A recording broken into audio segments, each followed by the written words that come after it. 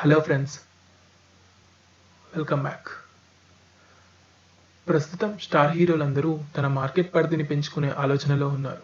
అందుకే ఇతర భాషల్లో కూడా తమ సినిమాలను రిలీజ్ చేస్తూ భారీ కలెక్షన్లను టార్గెట్ చేస్తున్నారు. టాలీవుడ్ సూపర్ స్టార్ మహేష్ బాబు కూడా అదే బాటలో నడుస్తున్నాడు. గతంలో మహేష్ హీరోగా తెరకెక్కిన అతడు, దూకుడు, వన్ నేనొక్కడినే లాంటి సినిమాలు తమిళ్లో కూడా రిలీజ్ అయ్యాయి. ఇక ఇటీవల విడుదలైన బ్రహ్మోత్సవం సినిమాను తెలుగు, తమిళ భాషల్లో ఒకేసారి రిలీజ్ చేశారు. మహేష్కు తమిళనాట కూడా మంచి మార్కెట్ ఏర్పడటంతో ప్రస్తుతం తమిళ స్టార్ డైరెక్టర్ మురుగదాస్ దర్శకత్వంలో ఓ యాక్షన్ సినిమా చేస్తున్నాడు. ఈ సినిమాను తెలుగు, తమిళ భాషల్లో ఒకేసారి రూపొందిస్తున్నారు.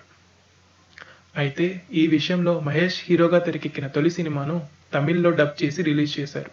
దాదాపు 18 ఏళ్ల తర్వాత మహేష్ హీరోగా పరిచయమైన రాజకుమారుడు సినిమాను కోలీవుడ్లో జనవరి 27న రిలీజ్ అయింది.